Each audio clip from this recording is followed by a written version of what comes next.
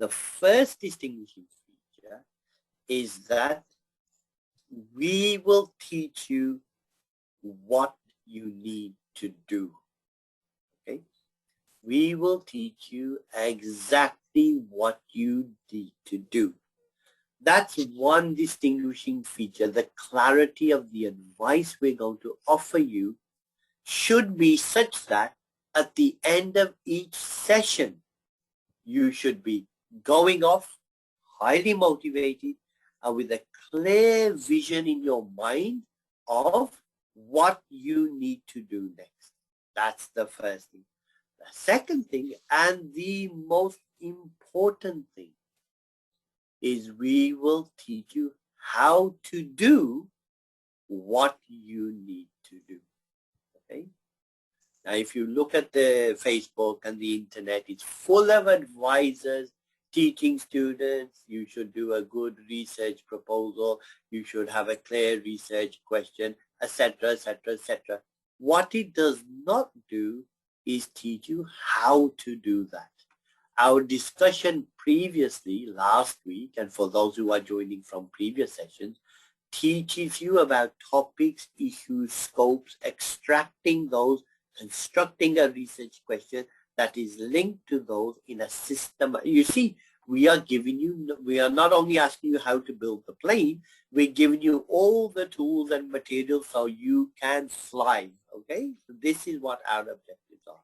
Now, a further thing to add, of course, is that we are with you every step of the way. Okay? We're with you every step of the way. We are fully committed to see you graduating on time. However, that is our part of the commitment. There are some rules and there are some requirements from you, the student. It is important that you attend the training, having access to the software, so you can in fact complete the exercises at the end of each session. And let me tell you, the exercises are not abstract exercises. The exercises should relate to your research. So what we are really doing is we are working on a live project, and each student's live project should be their own research. Okay? So when I ask you to go away and go on your software and complete these 3 or 4 processes, you should do those in relation to your own research. Now, why do we do that? One is to get you used to the software, but 2, at the end of each session, your personal research should have taken a step forward.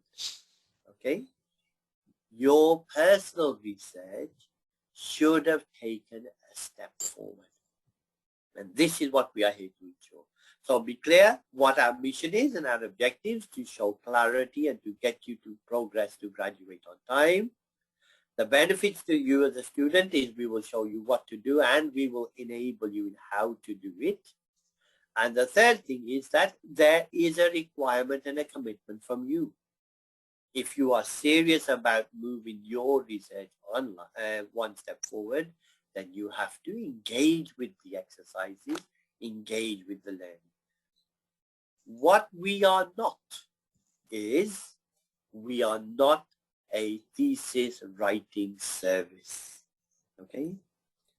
We are only interested in supporting students who are genuine students looking to improve their research skills and conduct their own research. Those guys we can help. What we cannot do is write research for students. Therefore, because we are academics who are professional and we are associated with British universities and we have a commitment to academia. Okay? As you'll find as we progress through our work, there is no reason for you to ask others to do any work for you. If you are struggling with the questions and the work that you've been set, then it's for you to come to us. We are here to support you, enable you, teach you, and make sure that you know step by step what you are doing, fully understanding and comprehending before you move on to the next step. Now, an important thing to note is that these skills will help you in your final defense, your viva. When you are asked by external examiners that, can you explain what you did, why you did it, and how you did it? You should be able to address those questions, okay? Now, I'll also mention to you that this is a conversation. It is not a monologue, which means that at any point, you should be able to highlight any concerns you have with your research, anything that you need clarified, any problems that you are facing, okay, or anything specific you are looking for. So it is a dialogue. We want to make sure that you are getting the most benefit from it because we're all committing time, okay? So those questions, the forum for those questions is either the chat box wherein Dr. Nick and our very close colleague and developer who has moved this with us, Anand, is there with us. He's there with Dr. Nick. You just post any questions or concerns that you have, and we are there to help and guide you. With regard to the training sessions, you'll see that it's important for you to attend all the training sessions because each of the training sessions relates specifically to an aspect of the software. The software works sequentially, which means that it builds. If it's building, then unless you've got part A and part B and part C, you cannot complete part D. The software is sequential, which means it's crucial for you to attend all of the sessions. If you have any administrative issues, Anand is there to handle them. Any study issues, that's for myself.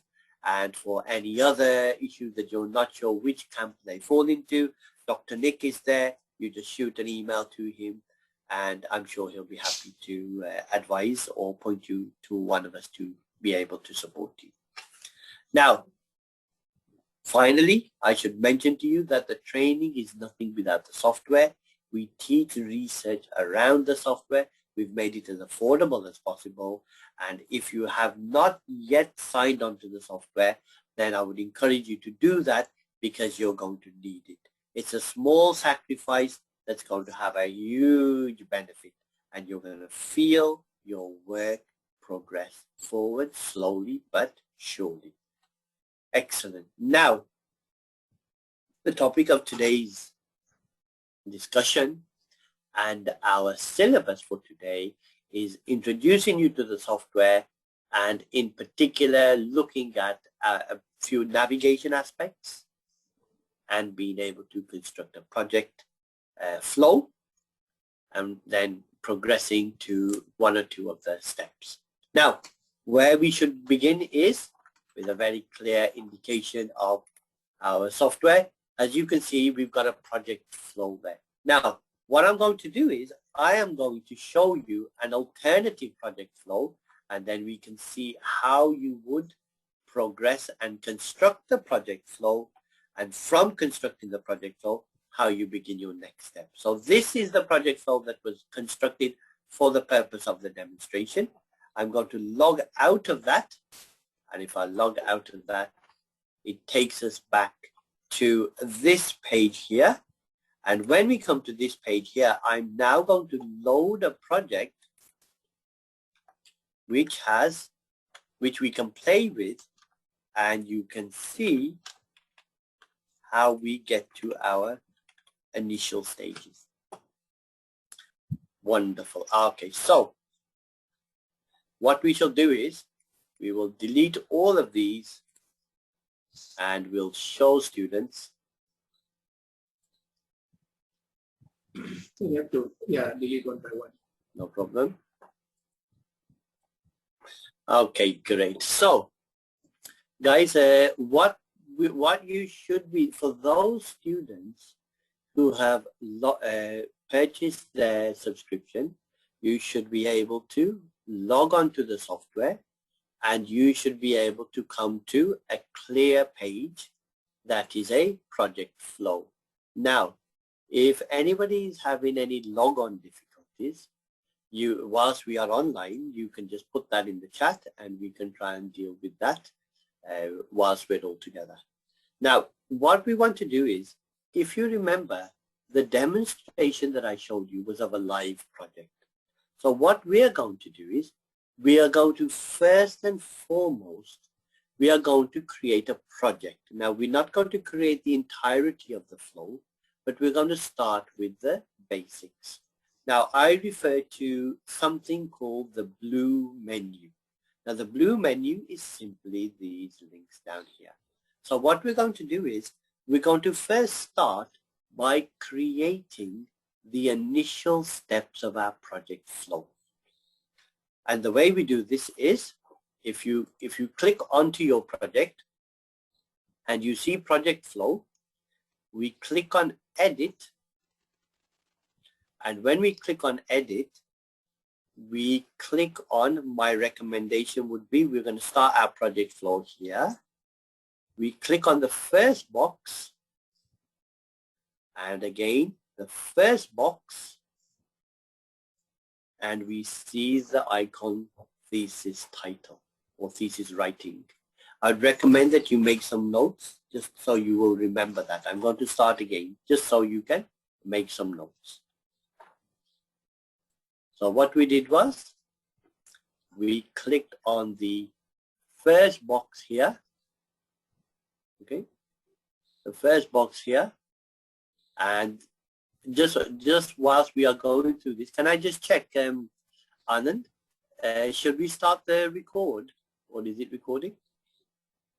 It's already getting recorded, so we will post this recording on our social media account for those of the people. I've already shared the link, so guys, please make sure you subscribe it. We will post all these videos on our social media link. Great, great. Now, what we can do then is, we're going to create the initial steps to our project flow. So we're talking a little bit about the navigation, and you'll get used to the navigation, because this is a software that is very different to anything you would have faced. You see, if there is a new version of a spreadsheet, we can conceptualize what a spreadsheet is. So we can kind of figure out what a new version would look like. Or a word processor. Again, we have some ideas of Word and etc. But this is a very different software. And there's nothing in the world that compares to it. And that's why we use it at Cambridge University. Now, what we want to do is, we want you to follow how the basic navigation works. And by the end of today's session, or rather at the end of today's session, when you're sent away, you should be logging onto your accounts and completing the exercises relating to your research. You'll see more about that at the end. So there is going to be some homework. We are going to start working on your research today. Okay? We're going to start working on your research today. Anyone having any difficulties with any of the subscription, just post it in the chat box and we can fix it whilst we are talking. So by the end of the session, your account is up and running, and you can start your research today. We don't need to delay it, okay? Now, so what we're going to do is, our initial steps is to create the project flow. We don't need to create the whole project flow. What we'll do is, we'll create the basics to get us through to our next stage. Now, when we talk about a project flow, we're talking about the process in order to complete our dissertation. Different universities have different requirements, but the very same. Let's begin by creating the base of our project flow. So this is the scene we see before us. We click on the first box on the second row, second column. We click on that. We click on the first box, and we're faced with two groups, okay? One is about hypothesis testing. We don't need to worry about that at this stage. We are interested in thesis writing. Now, when we click on thesis writing, a host of apps open for us. Okay. Now, all these applications are there. And what, if you remember back to our project flow, or if you've seen the recording, you'll see that the first thing we do is we identify ourselves as a candidate. So we click on candidate, and that app has now appeared in our project flow. Now that app has appeared, the next thing we did was we looked at doing a fact finding. So what I'm going to do is, in this box here, I'm going to put an arrow to designate that we are moving to the next process. So we identify ourselves as a candidate, and then we move to the next process. So let's identify ourselves as a candidate, and then let's put an arrow in here. Again, we click on the box. Here are the arrow options. Click on the arrow, and we want an arrow that goes from left to right. There we are. Now we have an arrow that's so we're moving from one to the next. You see the difference in last week's presentation and this one. Last week we had a whole visitation process to get through. Now that you've signed up and got your software and you've got your access, we can start drilling down to the individual processes and moving to the next, to the next, to the next process. Now, our next app, or the next action point that we did in our process, was fact finding. So we need an app here that allows us to fact find. You see, at the moment it's a blank page. So we'll click on that box. Again, we'll click on the options, and again we are interested in thesis writing. So we click on thesis writing. Once again, our apps open in front of us. Now, as we scroll across, we are looking for our fact finding. Now, if we go right to the bottom row here, we see our fact finding. If we click on fact finding, the app has now been installed in your personal research project flow. And what we're going to do now is we're going to put another arrow there. We'll click on it, and we will put the arrow there. Now, I'm not going to complete the third app here. That will be one of the exercises that you have to do. You go back and look at the recording, analyze the project flow, and see if you can get, you play around with this now and see if you can get a project flow that looks similar to the project flow that was in the demonstrations. As a point of information, you can see the red and the green boxes above the top. The red box will delete the column, confirmed as OK, and the green box will insert a column. So space your work out. Make it look friendly to the eye. Make it look inviting.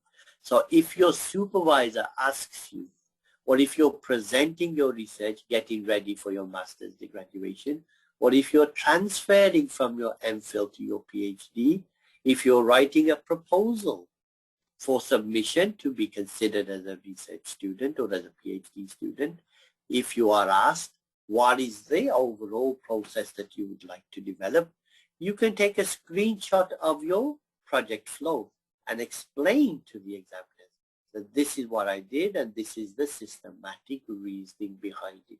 You see, we've already started today to think about the challenges and questions we may face sometime down the road, and already the software is helping us to address those questions, to answer those questions. Okay? So this is what we call value added. Everything we do adds value to the research process such that our thoughts are clearer and we can address the questions rather than a student being asked, tell us the process of research that you employed.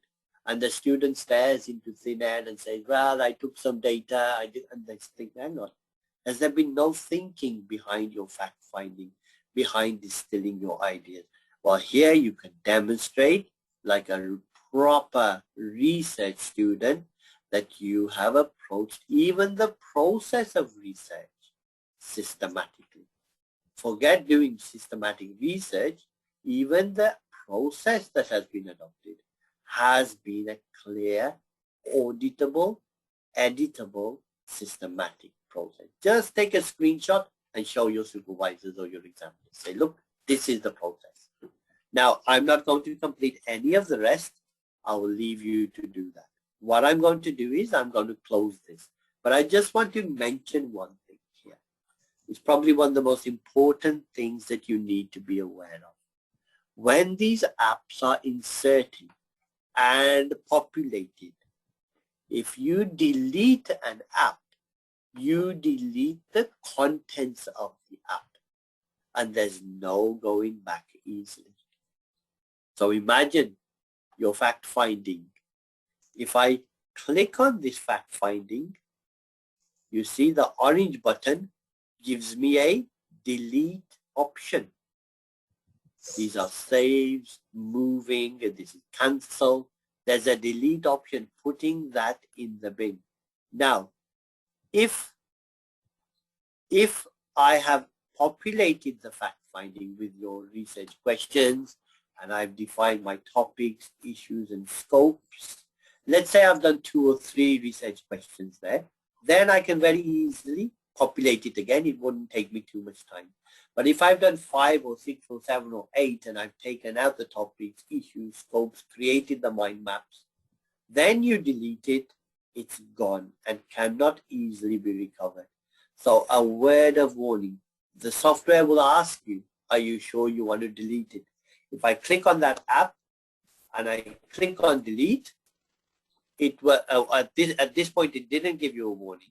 But if you had tried to delete the column, it may have prompted you. So my point to you is be very careful in handling these apps. Once they are populated, if they are deleted, then not only does the app go, but the content of the app also goes. Okay, great. So there we are. There is our project flow. Who are we and what is our fact finding? Okay. Now I'm going to close this and I'm just going to draw your attention to 1 or 2 things. So I close that.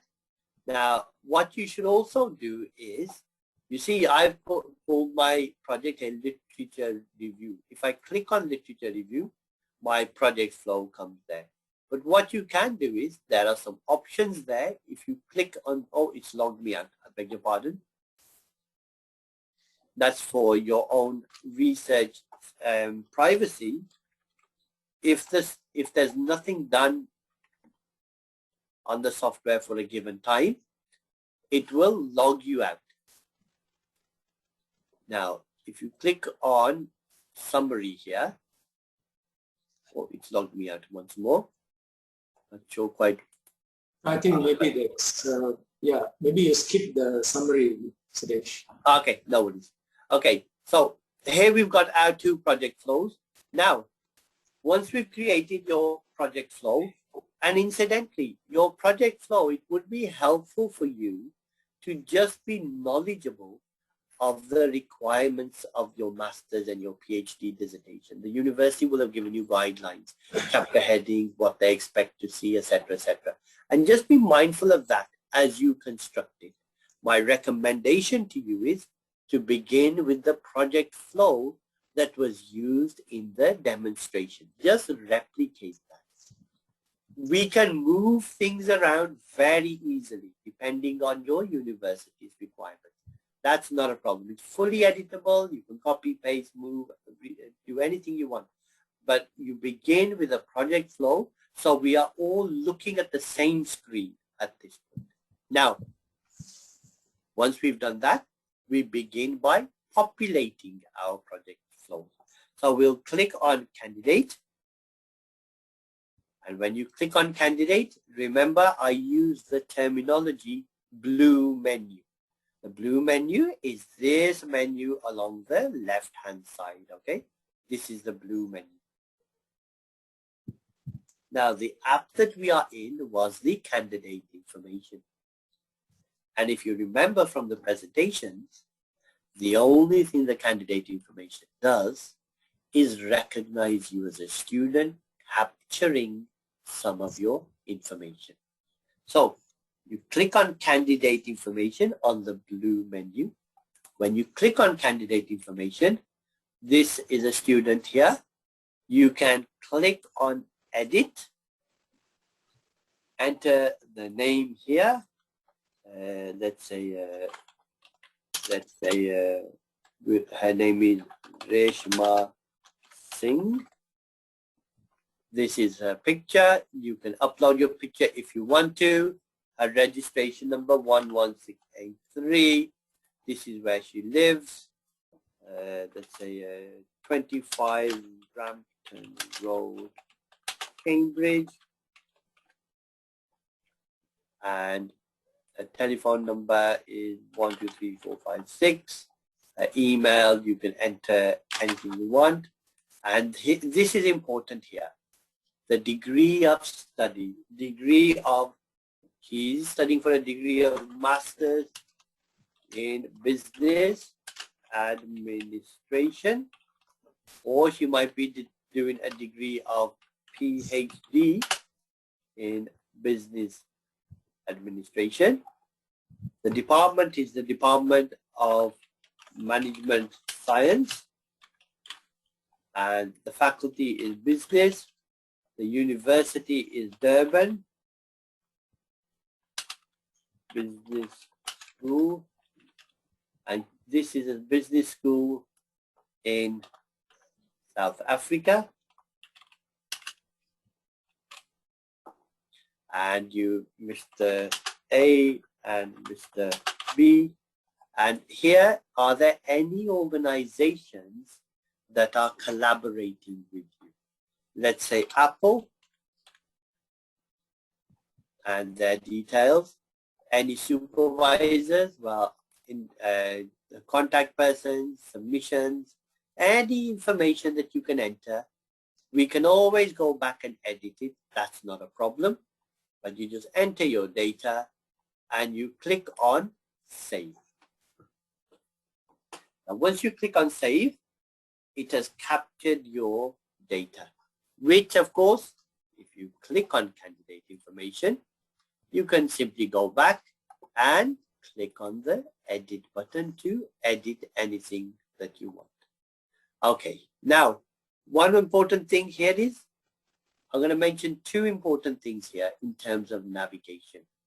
From this screen, rather than to click anywhere else, the button here, cancel, is the button you need to use. The algorithm has a sequential thinking.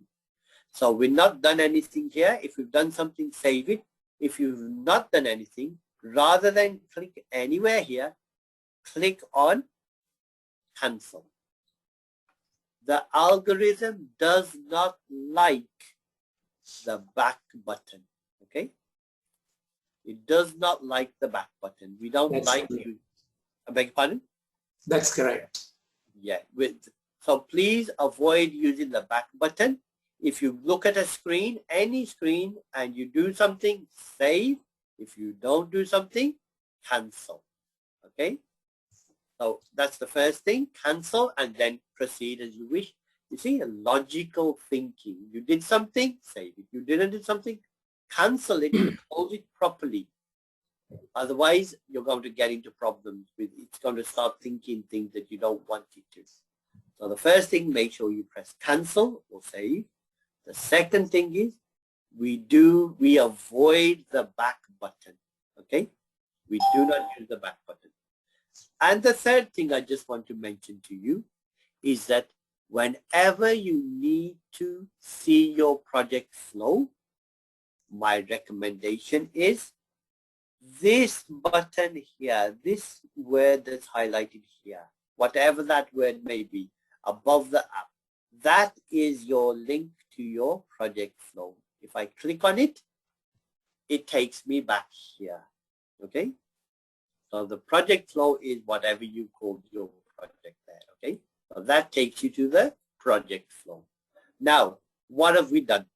We have identified the candidate, and incidentally, this information you will remember from the presentation. starts to create the title page of your PhD thesis document or your master's document, because your name is going to appear on there, your degree, your faculty, your collaboration, your dates.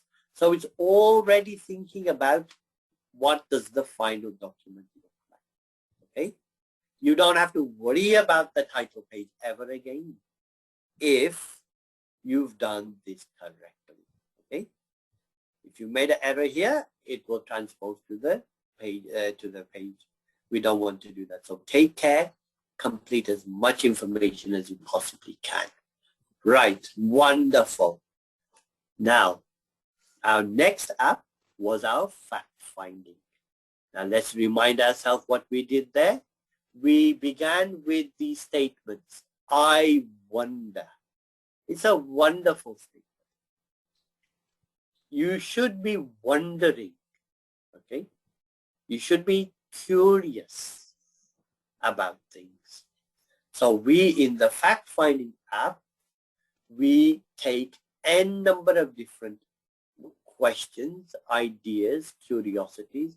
I wonder, blah, blah, blah. I wonder. If you're unsure, refer back to the video wherein I spent some time looking at this app. We click on fact-finding,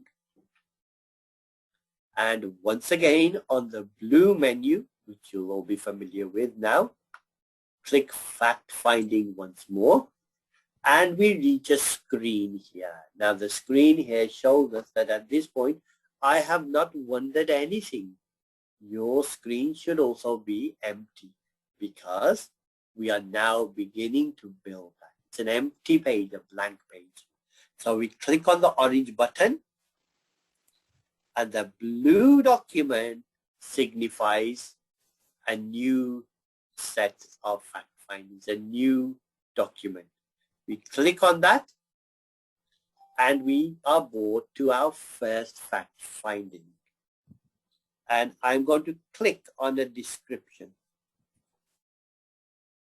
So here we are, a new review. I will delete that once again, refer to this video or to the previous video. I wonder what the impact of online training is, onlining CRT, Cambridge Research Training, is on the efficiency of PhD students in India. I wonder what the impact of online CRT training is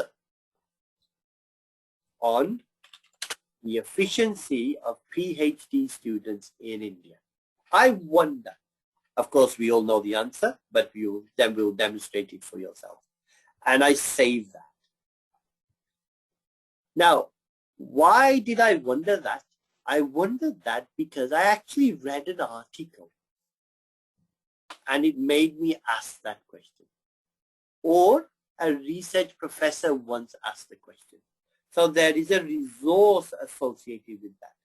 If I click on that orange, the yellow button, I will say I read the Economist on 22nd July 2021. And I save that. Now, what am I saying? If a professor asks you, why did you wonder this? You can say under resources, and there could be 1 or 2 or 3 resources. You can say, this is the resource that I read that made me ask the question. What is the impact of CRT training on efficiency of PhD students in India? Okay. So you see, what you're doing is you are capturing the I wonder question, and you are capturing why you are curious. Because 2-3 years down the line, when you do your Viva, you might not remember. Why did I even think about that? You have captured it. Now, From the question, we extract our topic, issue, and scope. Okay. Hopefully you'll remember from our recording. The topic here is online CRT training. So we click here on the blue box, click here, and the box opens. And we got 30 characters, so online CRT training. That's the topic I'm looking at. If I meet someone at a bus stop and they say, what's the topic of your study? I say, well, I'm looking at online CRT training. Okay, fine. Then the chappie asks you, standing at the bus stop, he says, what's the issue about CRT training? You say, well, I wonder if it adds to the efficiency of PhD students. Okay. So the issue here, again, efficiency of efficiency. I think I'll leave that as the issue. We're looking at the efficiency. Online CRT training is the topic. The issue is whether it has an impact on efficiency. Great. Now, you're still standing at the bus stop and the bus is in sight and you need to get on very quickly, and your friend then says to you, okay, what's the scope of your study? Now, what do we mean by the scope of the study? What we're referring to there is what data are you going to look at? Of course, it's very clear. The scope of your study, you can't look at all students around the world. You are interested in PhD students in India. And we save that. And that begins us on our fact finding. Now there's lots of other stuff there which I'm not going to talk to you about today. I'm going to close that, not go to the back button, but close it, and there is our first fact finding. Your next step would be to click on the orange button.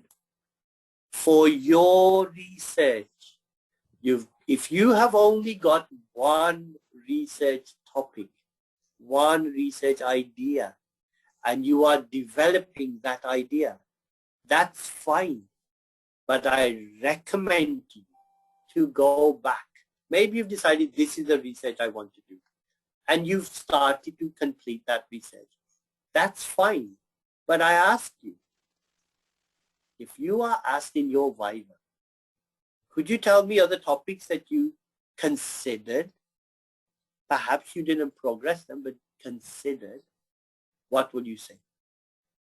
You won't have considered anything else. So what I'm asking you to do is, if you are already engaged in your research, you go back to fact finding. Okay? You insert the title that you are currently doing. But you need to put 3 or 4 other titles there so that in the Viva you can demonstrate this screen and you can say, yes, many titles were looked at, one of which is, I was wondering what the impact, oops, I beg your pardon. Let me just close that again. So here's, I put in, so this is one of the titles you considered, and you can show the screenshot and say, I wonder what the impact of online CRT training is on the efficiency of PhD students in India. And I was wondering this because I had read an article in The Economist on the 22nd of July. Okay, so I'm recommending to you guys now, I'm going to close this. I'm going to get rid of this one here. You'll get used to the navigation once you've tried it a few times, and be okay that. And we are sitting here with our, oops, a daisy. Are you sure? Okay. Okay, it'll update. It's just going through some updates right now. And I would recommend that you create some 3 or 4 more here. So at least you can show that you didn't just wake up randomly one day and say, I want to do this topic, but you did consider other topics. The fact that you chose not to pursue them is not an issue. The impression that you're creating on your examiners is it shows a sense of confidence. It shows a sense of thinking. It shows a sense of systematic thought and process, which is what I've examined many PhDs in my life. And I know in the first 5 minutes, is this guy going to get his PhD today, or is this girl going to get a PhD today? You don't get a second chance to make a first impression, okay? You do not get a second chance to make a first impression. So if the question begins, so tell me, your research title, I see that. Did you consider anything else? Or even if the question isn't asked, my PhD students who use this system are told that you begin, even if you're not asked the question, by showing all your fact-finding and showing that these were the areas that were considered, from which we use the process to refine our title to what we did. And we will do that next week. So what I'm saying to you today, guys, is you go away, you log on to your accounts. And when you log on to your accounts, you create your, let's make a few points here, shall we? So if you've got a matter of noting this, I recommend a pen and paper. So number one, make sure there's no problem with your registrations. If there is, tell us and let's fix it. There shouldn't be any problem at all. Any payment problem or currency problem, anything like that, let us know straight away. Number two, create your project flow. Number three, complete the candidate information. Number four, start working on your fact finding. 3 or 4 different fact findings. I wonder. And then extract the topic, issues, and scopes from each of them. And if you have any difficulty, you'll have this video. You'll also have access already, which I think, Anand, I think you said you sent out, right? Yeah. Brilliant. So you'll have a method of going back and looking at the video, focus on this particular app, and let us start our research process. We're going to go quite fast, and I need you to make sure that you are, in fact, doing the work required. It's in your benefit. Come with us. Don't fall behind. And you'll see the benefits very, very quickly. Already you'll see that you're making great strides forward. Okay, with that, For more information, see our other videos on research and thesis writing following your interests. And don't forget to like, share, and subscribe.